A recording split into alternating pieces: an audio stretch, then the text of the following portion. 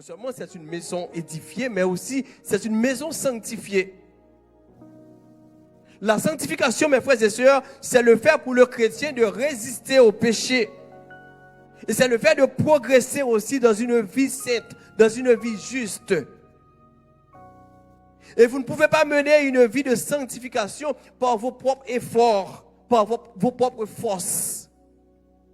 Mais il faut compter sur la puissance du Saint-Esprit. Généralement, on parle de deux types de sanctification, et même un troisième type, c'est la sanctification finale.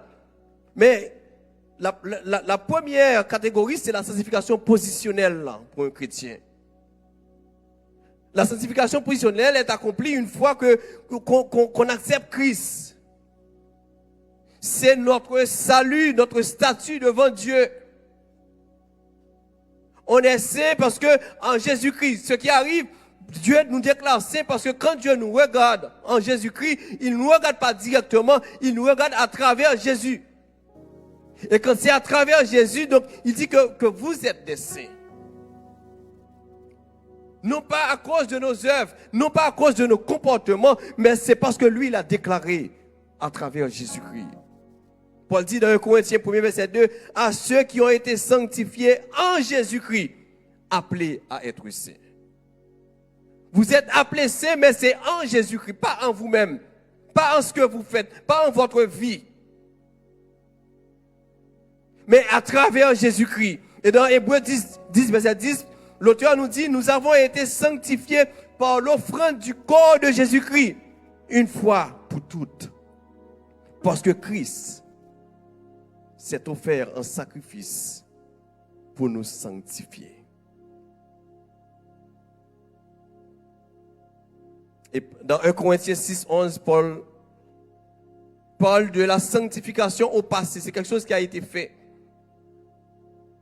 Quand il dit, et c'est là ce que vous étiez quelques-uns parmi vous, mais vous avez été lavés, vous avez été sanctifiés, et vous avez été justifiés au nom du Seigneur Jésus-Christ, par l'Esprit de votre Dieu. Donc, la sanctification positionnelle, c'est en Jésus-Christ qu'on est sanctifié, parce que on est lavé dans le sang de Christ.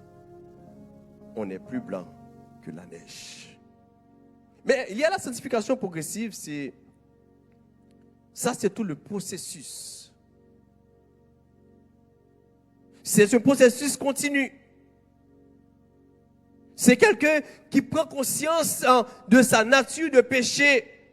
C'est quelqu'un qui prend conscience de sa misère. Et en même temps, qui de plus en plus qui s'améliore, qui améliore sa relation avec Dieu. La sanctification, mes frères et sœurs, n'est pas un programme à suivre. La sanctification n'est pas une formule rapide. C'est tout un processus. C'est un processus vivant.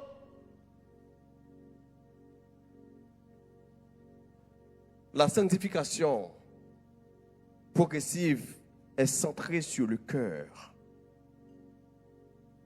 Le cœur qui est le centre des motivations. Le cœur qui est le centre des désirs. Le cœur qui est le centre des craintes. La sanctification n'est pas un changement de comportement externe. Ce n'est pas juste un changement de comportement, de changement de la façon dont on a l'habitude de s'habiller. Ce n'est pas juste un comportement de langage. Ce n'est pas juste un comportement de la façon de l'endroit où on va fréquenter dans le temps. Ce n'est pas juste ça la sanctification. Mais la sanctification, mes frères et sœurs, c'est un changement de désir profond.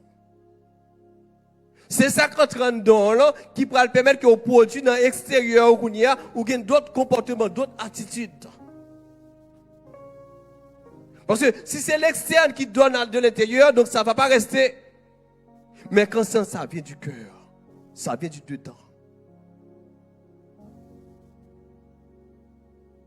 Votre maison spirituelle va être sanctifiée.